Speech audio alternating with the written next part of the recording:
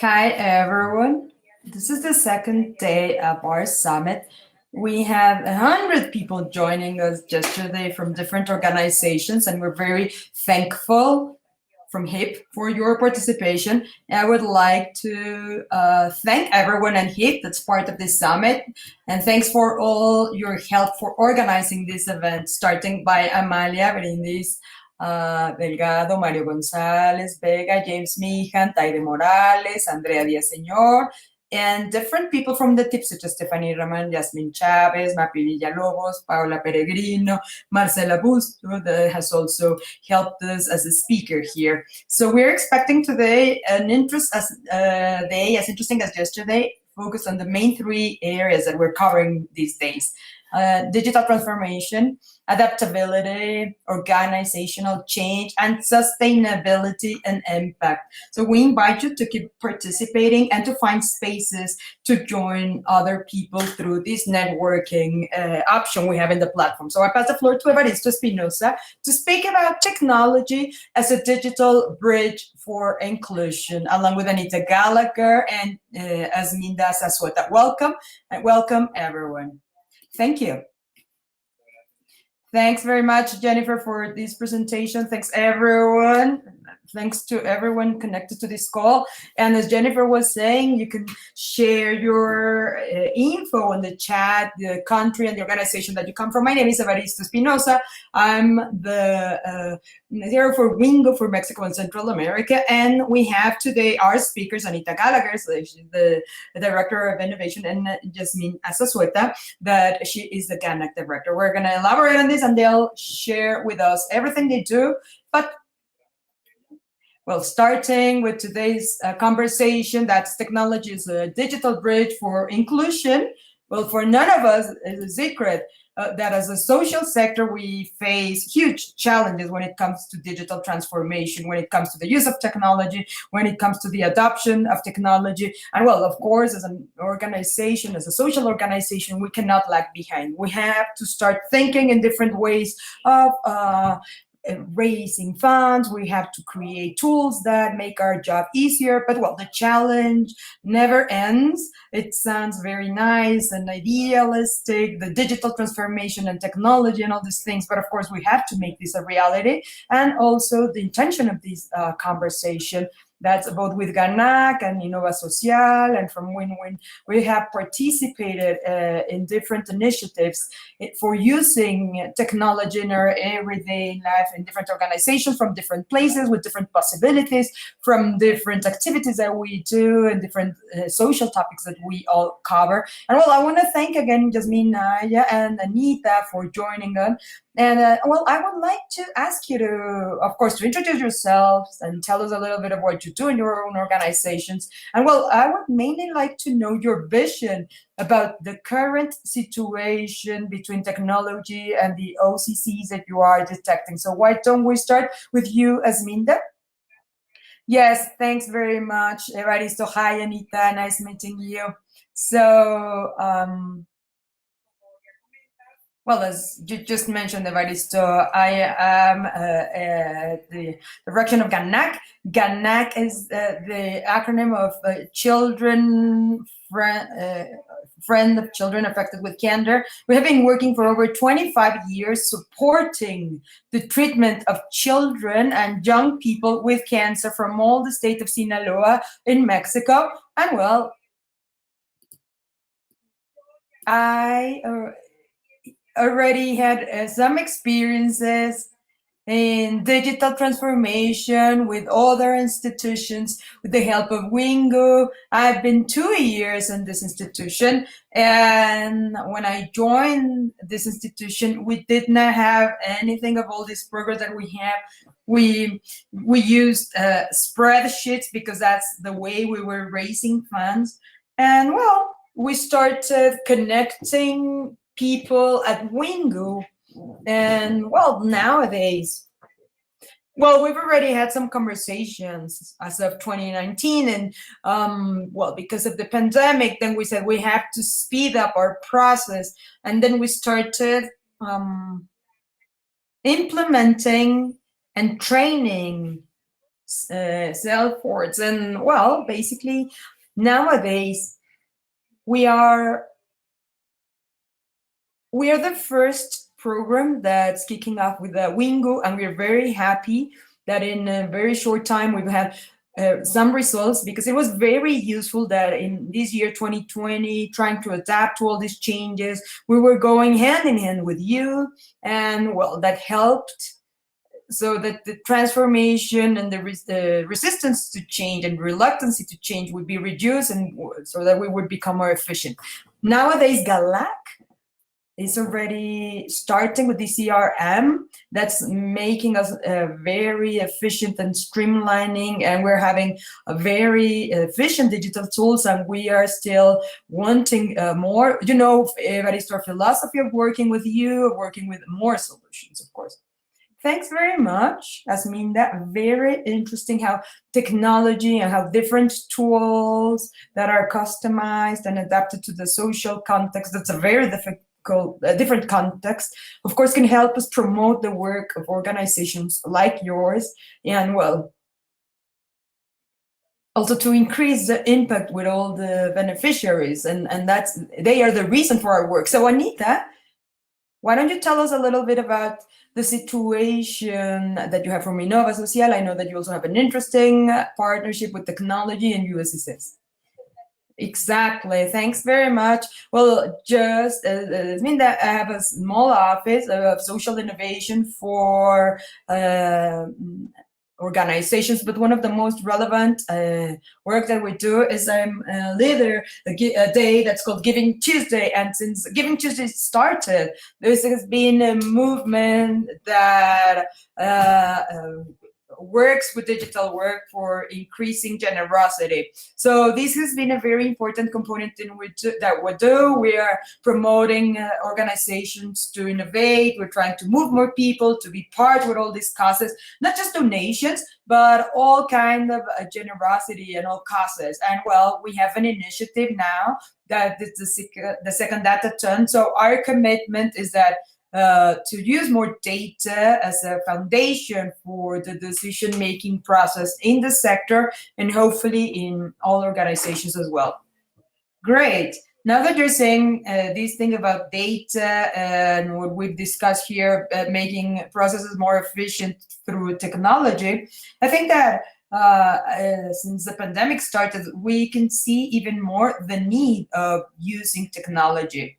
Before the pandemic, as an organization, we were on a regular basis trying to find new ways of increasing our impact. But then we got the pandemic, and well, we had to jump off the cliff in technology, and then, well, many different ways. So the challenge for integrating technology, for reducing this digital gap with the social sector, beyond being just technology, it comes in methodology.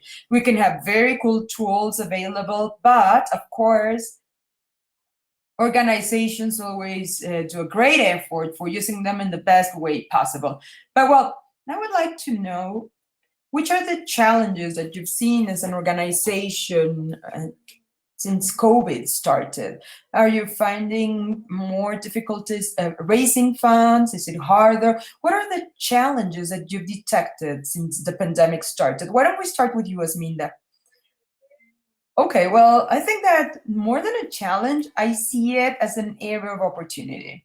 I believe that fundraising for us was one-to-one. It works, but well, nowadays our strategy, our fundraising strategy is going to the masses. We prefer having a little bit of everything, of lots, than having just few that give us a lot, less, just as the current fundraising strategy that we have. And I believe that these digital strategies that you provide us allow us to fulfill our strategic plan on the short term. And well, to me, I see it as an area of opportunity, because, well, thanks to our databases that, well, we've streamlined them. We've done some campaigns on social media, and this has given very good results. We have a very positive engagement with people, and honestly speaking, it's been very good in a short period of time. I will it's an area of opportunity more than a challenge, and that's what we're doing. We've already seen these in the patronage. We've seen these, and well, these allowed us to speed our process, and well, the progress that we had with you already, that's enabling us to reach our objectives. Great, Asminda, thanks very much. Now, Anita. Well, yes, I've seen many different challenges. I do agree that there are opportunities, but first of all, we have to clearly identify which are those stones that we see in the path that sometimes are a burden for us to make progress. And one of the things that we have to take into account is models. I've seen lots of organizations that from one day to the other, they have to digitize all their services. It's a complex thing for many companies. And 1 year after, I think that we have to have hybrid models to have social intervention that enable activities in person, but that also allow to this digital use. And this digital world also reflects inequalities of real world. And in spite of saying, okay, like everyone in Mexico, we all have a smartphone, or we have WhatsApp or Facebook, the ways in which we use technology and live technology is very different. I work with an organization in the border, an organization that works with children in educational programs. And sometimes there are families that, yes, they can give a cell phone to them for interaction. And maybe that's just the only telephone that they have for a family of five or six children. So we have to find ways of overcoming opportunities and inequality. This requires us to be very aware because, well, we have to have these hybrid models, and they're here to stay. So that's on the one hand. And then on the other hand, thinking in mobilization, support, participation of people that help us raise funding. Well, that's a challenge of the community. How to replace that love that you have when we meet in person. How can we bring this love to the digital arena? And well, this even affects the way in which we raise funds, all these campaigns, and well, what we've seen is that young people in organizations are leading that change. They have lots of ideas. And what I've seen is that, well, there's a generation thing. Like sometimes in the patronage or the directors, there are people that their experiences with technologies have been different. And well, sometimes they stop or they don't understand that well all the opportunities, all the available opportunities. And this is stopping a little bit the adoption of technology. Okay, so thanks very much. With all these things you're saying, it's very interesting to me to see that it's not necessary for an organization to have a system area or an engineering system. Of course, the first step is this attitude and this will of wanting to integrate technology and all these tools. And well, I'd like to add that there are lots of options available, from free tools to paid tools, but of course you can all customize them and they have to be adapted to the social context. And with Wingu, we adopted the CRM. That's a very powerful tool that is used by companies, by the government, by many organizations around the world. But well, when it comes to social intervention context, this can lead to a very positive result. And what Anita was saying, I'm thinking that from Wingu, we have some tools, additional tools. We have Aritech, for example, that's a free tool for diagnosing in which stage of technology you are and to do it in a playful way as possible. It's a Q&A game. And well, in the end, well, you get some recommendations of digital marketing, databases, and so forth. And actually in our webpage, we have different training options and workshops that are free for people to check them out, amongst many other different tools available. Actually, some other technology companies that donate free licenses. And for you, Jasmine and Anita, I would like to know which are the challenges or burdens that you see in your organizations or in the planning that you have and when you want to adopt new technologies. The tool is very cool, but when we want to start using it, what are the challenges that you've seen? And let's start with you, Asminda. Well, yes, I wanted to agree with Anita's comment that all this change that makes us jump to this wave, like we were in a car, in a very slow car, and then a train passed over and we had to jump on the train, and we have to see the speed of computers. We have to also review what are the tools that we have available and which are the ones that we have to renew, so that they support some technology, some platforms as well that would allow us to be more efficient. But well, like for example here, we have people of like 4th-generation people working here, and younger people, like the girls that are 20, like it was their role, like it's your you have to do this and you have to bring us there. So people that join the organization, such as Anna, she was the one leading the project with you. And honestly speaking, I was already working with my team, and there was some reluctance to technology. And well, I think that this reluctance to adopt technology shows people, well, has shown some people that they are not brave enough to say, like, I don't understand and I can't. And well, let me speak about this project that we had with you, everybody. So we've been taking all these workshops that you have, very good workshops, free workshops that you have on your page. And we've also found out about some licenses. We have some licenses already. We did this through you. And yes, I want to highlight that to me, it would have been harder to start with these on our own than compared to the way we're doing it with you. And yeah, that's been very easy for the team. Last week we ran an assessment to see how they're using and taking advantage of Salesforce, and everyone, the youngest to the oldest here at GNAC, they're doing things great. So well, all the support that we've got from you is very efficient, very timely, and yeah, it's definitely a challenge because it's hard for all of us. But our expectations are now that we're doing okay. Again, I think that these help that we're getting from Wingo, that this is just the beginning of a lot of things. And well, this has made our path easier. Thanks very much, Asminda. Now, Anita, I totally agree with Asminda. Collaboration, finding partners, people that can bring light to our path, it's a very useful thing.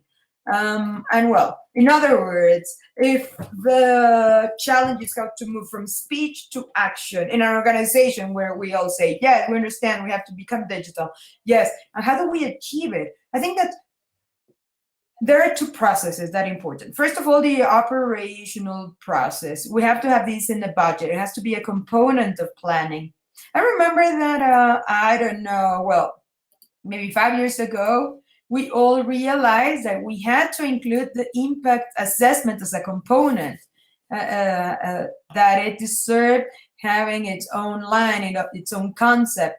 And when you have assigned money, well, there's a commitment to make it a reality, and we have to know and make sure that digitizing or achieving this requires an investment. So we have to start having this conversation of how to assign it to a budget, how to see it as a priority, something that we have to work on a regular basis. That's important. And when that we have that operational change, then to be able to do what Jasmine has said, how we get this change, this attitude in all the team. That has to do with a philosophical change on how to use technology. And yeah, because of that speed of this train that's going so fast, we're working really hard. We are reacting. But instead of jumping the train, why don't we design our own train? We can be the engineers that design our own train. What is it that we need? And to shift this technology paradigm so that we are creators and not users, that we're active and not passive when it comes to technology. And if we start questioning like all these design process that we have with engineering, which is a program to have this list of questions. What do we want to achieve?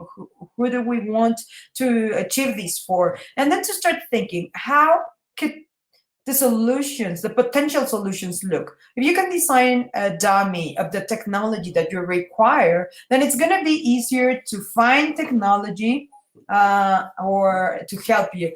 But when we see all technology and we want to adapt that technology from square to round shape, well, then it does not fit. And that's when frustration starts. So we have to be sure that whoever is riding that train is us, and that we build capabilities in a different way.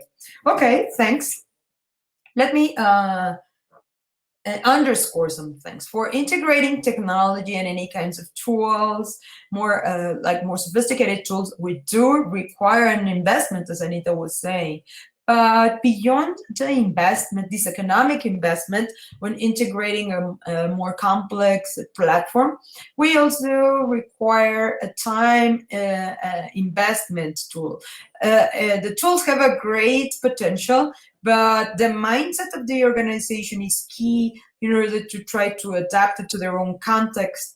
And well, for example, with GNAC, we've been able to implement a tool for them to manage their fundraising, campaigns and activities. And Asminda has probably seen these. The development project and implementation of a project adapted to a social impact organization and the use that it has later, it requires a high investment of time. But this time investment is also aimed at this change, this shift, this, as Anita was saying, we call it a cultural shift, a way of changing, so that they adapt technology so that time and money and effort investment of having all areas, finding out ways of integrating tools and starting to use it becomes something profitable that can have an impact and that can make our job easier. So I see this as a challenge, a parallel challenge, a methodological and technological challenge. And yes, I would like to add something to what you're saying and to what Jasmine Chavez is saying in the chat. What Anita is saying is very true. The best thing would be that we could build, but from my position as the director of the foundation, we are every single day working in this fundraising because all causes are very good and they're very needed. But now it's medications for children with cancer. So we're not stopping. We stopped for 2-3 months, but we are still on that. So saying, what do we do instead of, it was going to take too long because that was another option, because there's another foundation that was proposing us to develop our own CRM, but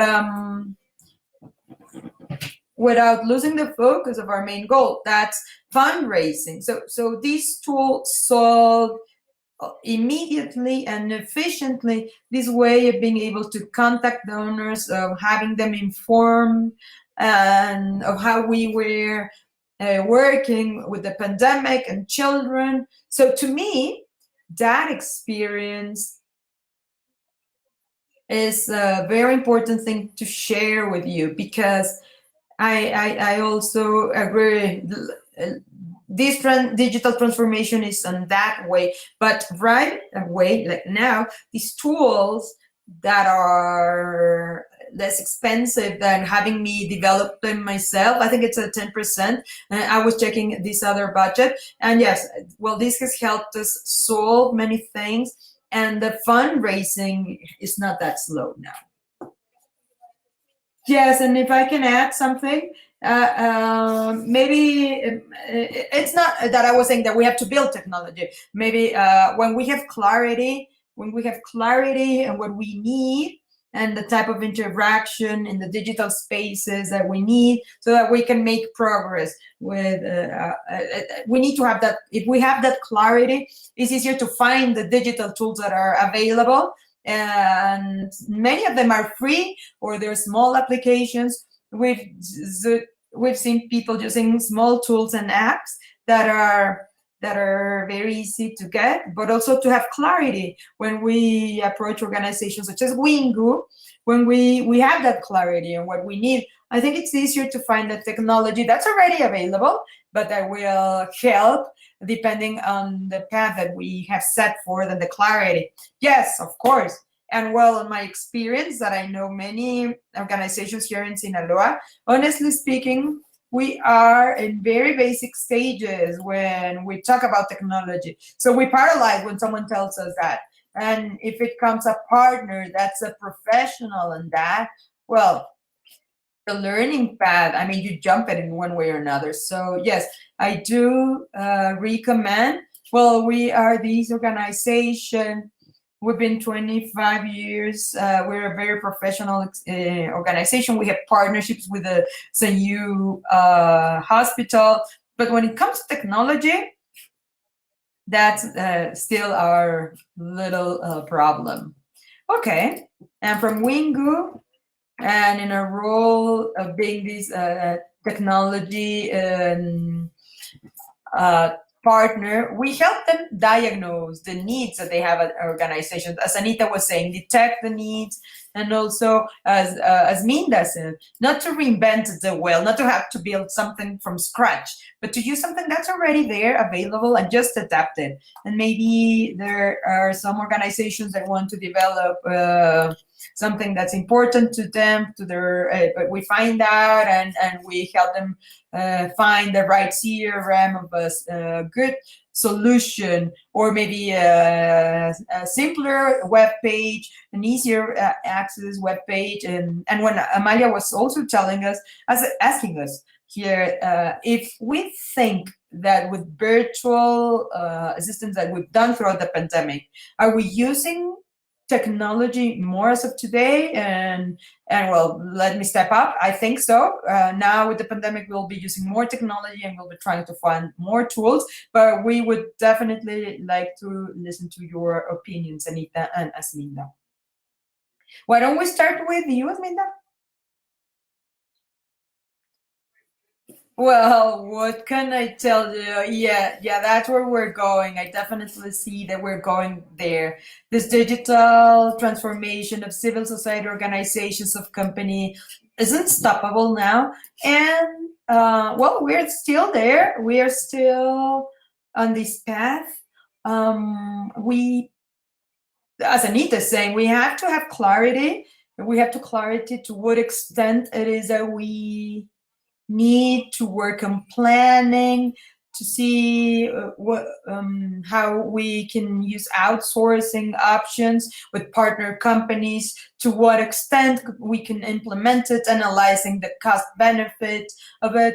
But well, yes, on our own experience as an organization, as a foundation, I do want to underscore here again that having partners that using outsourcing allows me not to focus that much on the financial aspect and focus more on the fundraising part of it. And this is so fast that for me to have an area of digital development, well, it's my knowledge, but I think that it will always be more efficient for me to have a partner. Honestly speaking, I do believe that. I believe that just as I have a marketing outsourcing, because, well, in my work model, in my operational model, I prefer to focus my efforts in fundraising efforts.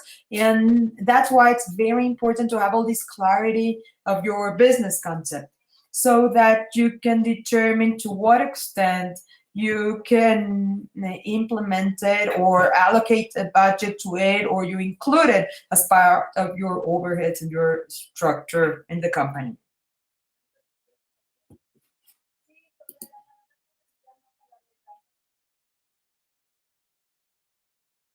This is in order to determine to what extent you include that in your budget and then include it in your organizational structure. Thank you. That was great. Thank you, Asminda. Now, Anita, would you like to say something? This is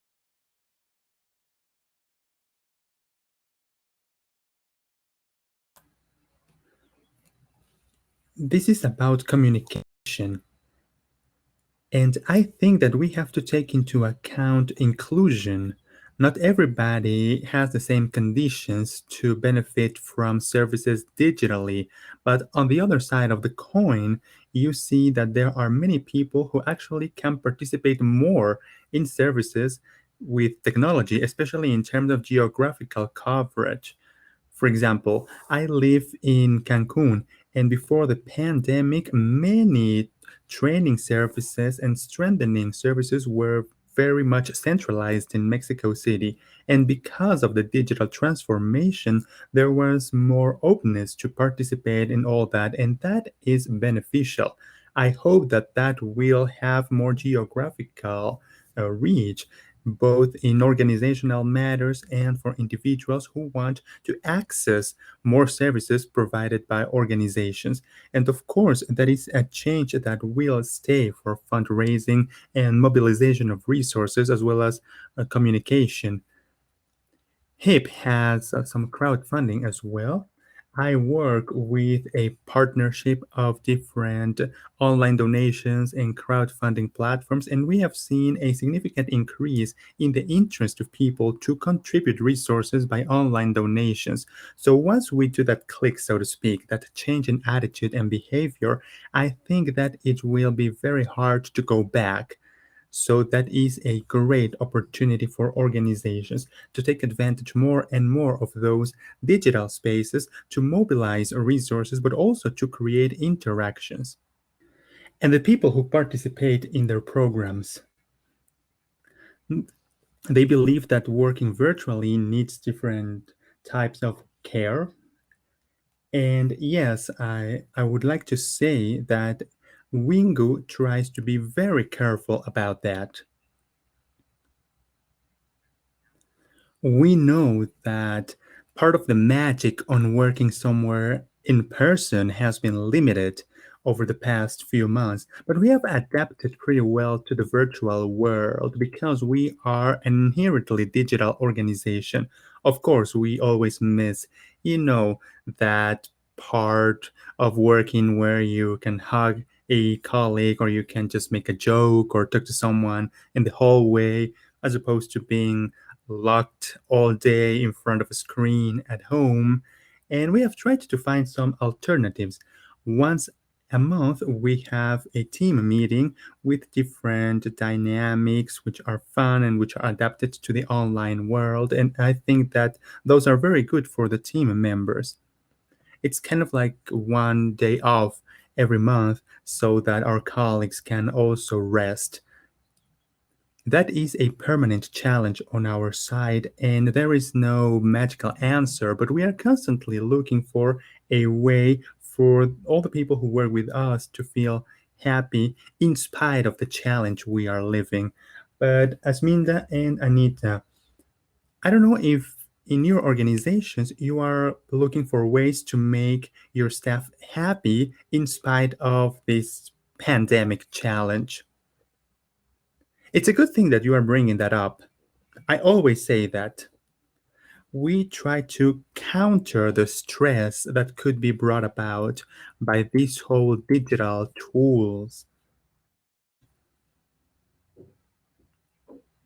especially with some people who kind of resisted all that because of their ideals or because of their age, maybe. They have been trained on how to use Zoom, for example. They've tried to provide as much support as possible so that they know that it's not like an obligation. They don't have to know how to implement a tool overnight. We have had meetings. We have sort of a hybrid model. Some people go to the office, some people are working from home. We have weekly meetings, we get together. I always try to look at what can be improved and what is an opportunity for us. I think that we have established virtual connections that did not exist before in person. We have more meetings with our board of directors, for example, through Zoom or a different platform. So I think that those lines of communications have actually been strengthened, even if they do not take place in person. We have sent more messages from the children and the beneficiaries to the donors, for example. And it's just like Anita was saying, this is about how we bring people together, even if we are working on digital tools, how to create that empathy and that proximity.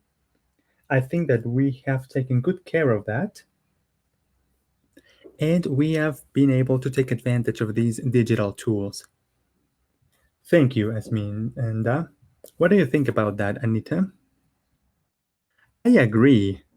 Evaristo, what you have said about that organizational culture and the policies that you have to develop, sometimes you have to go, this is black and white. You need to have clarity. And in a way, as Asmina was saying, you have to take the time to send those special messages. We have to acknowledge that not everything has to go, yeah, like, straight to the point.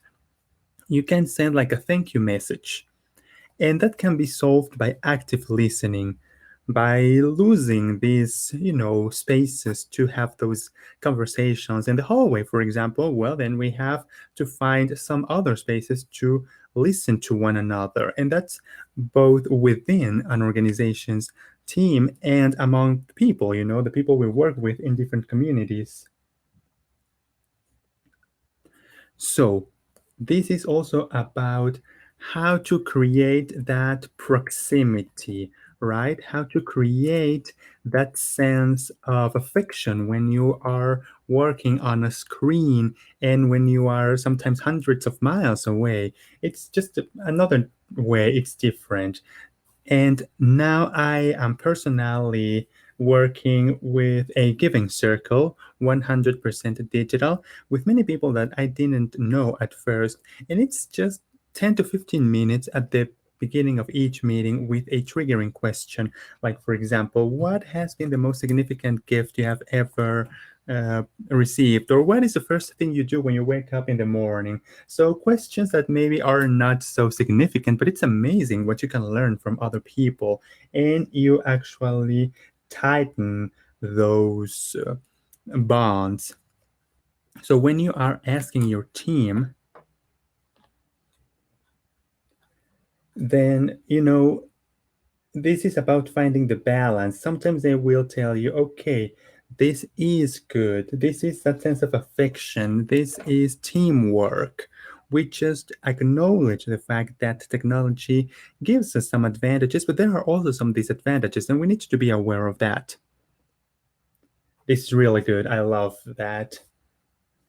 And I would like to sum up what you said with this little phrase from Carolina, our executive director at Wingo.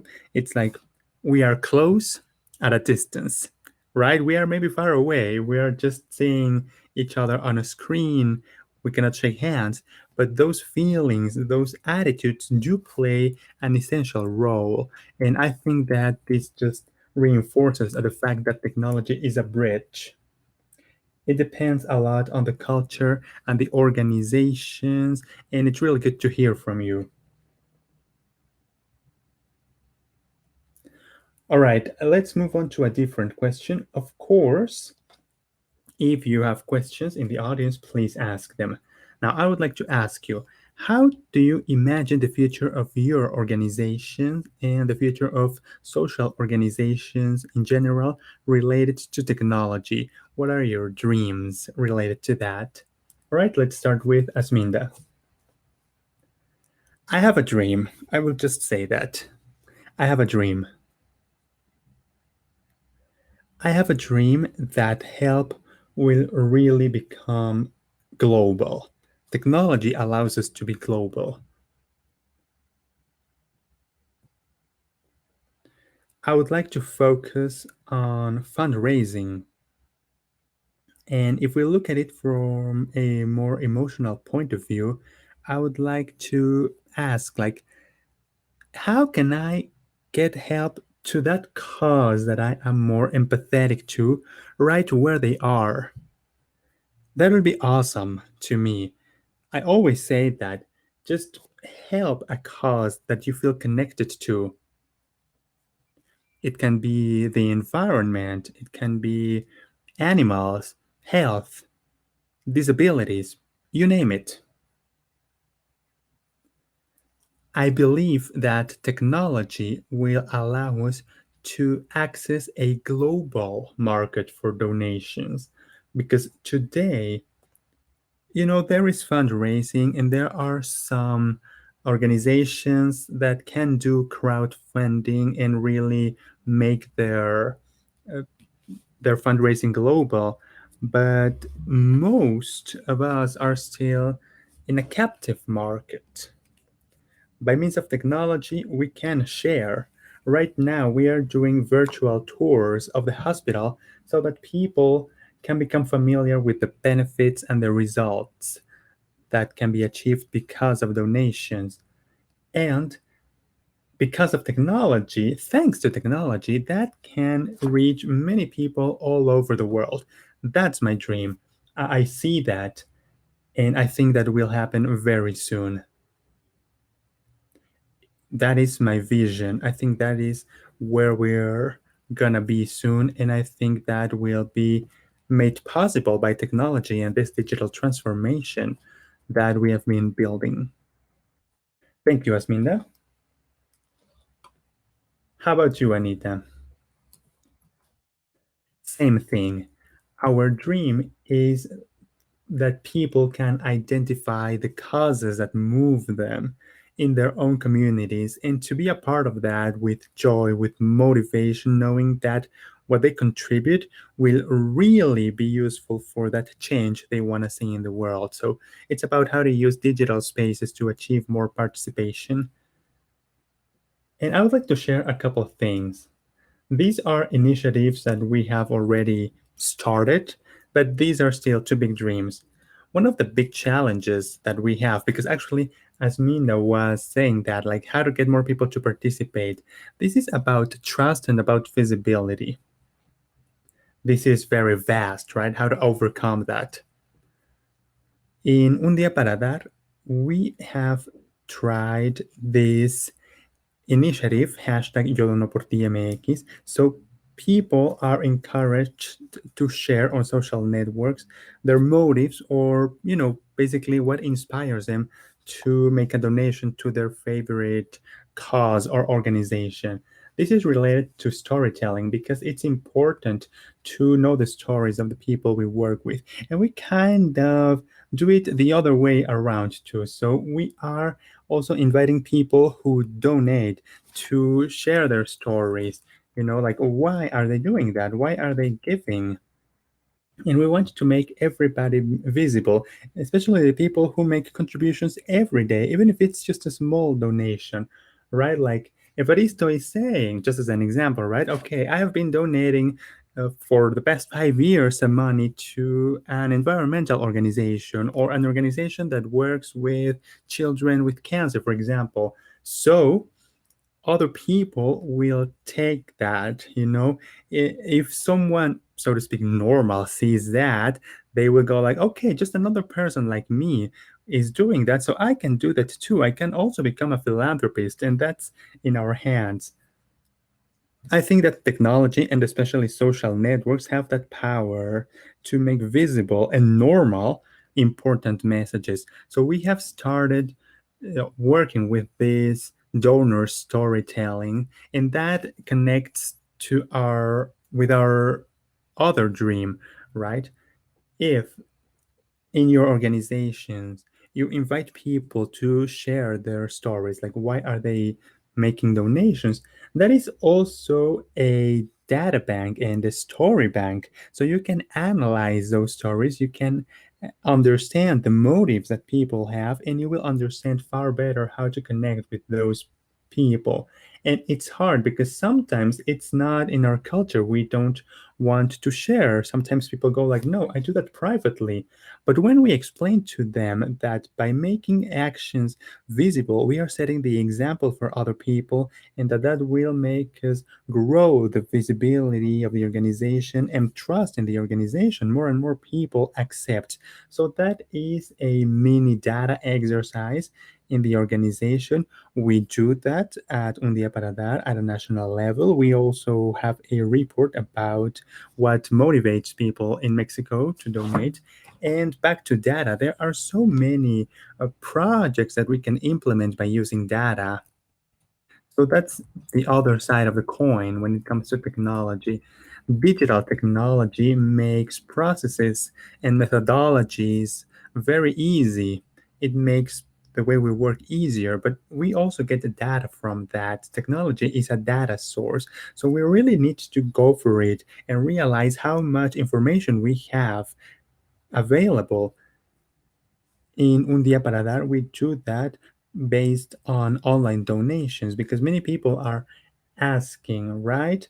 They ask about crowdfunding and the boom we see, many people who donate, but we need to know who that people are, who donates, how much. Is it true that in Mexico people don't make donations, or do they do it only for children or only for animal causes? I mean, we want those data available in different platforms. So back to collaboration. This platform gives us information and data, and now we need to collaborate, to work in teams, to make this exercise and to analyze everything that we have available to really understand. And hopefully, we'll be able to know that, right? Like, for example, Un Día para Dar has a peak in online donations, but we can also find some other moments throughout the year. We want to find out how much every person donates on average. And we don't want to stop there. We want to make the information available to all organizations to guide their decision making processes. So if you know that in Mexico, in a 1 month crowdfunding campaign, you get on average this amount, then you will know which strategies you can use for your next fundraising campaign online, for example. So that's one of our dreams, right? To use that as guidance. Thank you. Thank you very much. It's very interesting for me. Say 10 years ago, social organizations had like an app or a website because that was the trendy thing to do, right? But nowadays, that is pretty normal. That's standard practice. And we were talking about digital transformation, and we know that more and more social organizations are using other type of tools like CRMs. Uh, oh, well, by the way, I apologize because you can hear my dog barking. Sorry about that. But I don't know, 10 years ago, it was almost impossible for organizations to use a CRM. And I don't know, maybe in 5 years, artificial intelligence will be used more often in organizations. Maybe that sounds really strange right now, but that could happen in 5 years. I'm saying that because I think that technology is moving really, really fast. And it's like, as a social sector, we are taking a very small step, and technology is taking two huge steps, and so on and so forth. So we're trying to keep up. And some people will say, like, we will never be able to keep up with technology, with our small steps, but still we can keep on working together. We don't really know for sure what the future will be like, but I am very excited about what you both were saying. And I think that it will depend a lot on how we will build the community and how we will find ways to make philanthropy normal and, having social impact. I don't know if an organization is using a CRM right now. Well, maybe because of that CRM today, in 2 years, their operations will be so different that they will implement a new tool that we can't even think of right now. And maybe that will make more people donate. And, I don't know. We don't know what's going to happen in 2 years, but I am really excited that we have the tools to build those possibilities, and how we imagine the future and how we want to make that future possible. All right, so this is almost the end. I don't know if someone in the audience has any additional questions. We will have to close a couple minutes before noon. uh, we know that Anita has another meeting later, but thank you both for the time you took for this presentation. Thank you for being here with us. Thank you so much, really. Are there any additional questions? Otherwise, maybe Anita and Asminda can just share with us some final words to wrap up. Thank you for this. I have to say that it was really enriching for me to be able to hear you both, and we will keep on working with everything that technology offers. And pleased to meet you, Anita. Likewise, I think it's refreshing to find different perspectives. And, when we put ourselves in someone else's shoes, that's also good. We have to understand how technology is deployed in other organizations. And I think that Wingo sets the example by always having new products and new value offers for organizations. You are always really there. And that's a commitment. We don't have to be passive when it comes to technology. We have to analyze that carefully. If technology is here to stay, we need to know how to take advantage of that. Is it on the operational side? Is it on communications and resource mobilization? But then I have to go back to the keyword community. We always want to create a community. And if we try to do that in digital spaces, I think that we will keep that spirit that organizations have, what makes us different. And I think that that will make our digital work and spaces easier. Thank you very much. Thank you, Asminda. Thank you, Anita. And please find Innova Social and all of them on their social media to get familiar with their work. And if you go to the Wingo website, you will also find some material and alternative tools that maybe you're considering. Thank you for joining this session. Thank you, Anita and Asminda, and big virtual hug for everybody. Bye.